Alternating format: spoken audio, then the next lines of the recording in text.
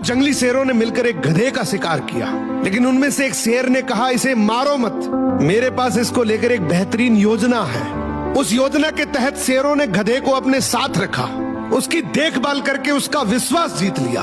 फिर एक दिन उसे वापस गधों के समाज में भेज दिया, पर इस बार वो गधा एक गधे की तरह नहीं, बल्कि वो एक शेर के समान गधों का राजा बनकर वापस आया था, जिसके पीछे सभी शेरों का साथ था। इसलिए बाकी सारे गधे इससे डरने लगे और उसके खिलाफ बोलने से कतराने लगे। अब शेर जब जब उस गधों के झुंड को देखने आते, ये गधा अपने ही समुदाय के गधे को शेरों को खाने के लिए दे देता। ये गधा गधों के बीच तो एक शेर जितना ताकतवर बन गया था, लेकिन शेरों के बीच वो अब भी एक गधा ही था।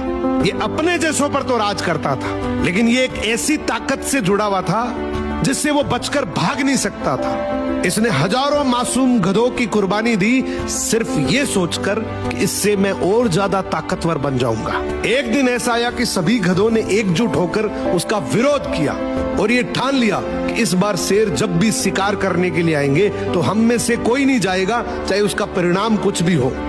अगले दिन जब शेर आए तो ये गधा अकेला ही खड़ा था, इसके पास कोई दूसरा झुंड नहीं था। तो गधे ने शेरों से विनम्रता से कहा कि देखो साहब, मेरा खौफ अब खत्म हो गया, मेरी कोई बात नहीं मान रहा अब। तो शेरों ने डिसाइड किया कि चलो अब तू किसी काम का नहीं है तो तू ही साथ चल ले, आज का हमारा भोजन तू ही बनेगा। इस तरीके से आखिर में इस गधे का भी शिकार हो गया।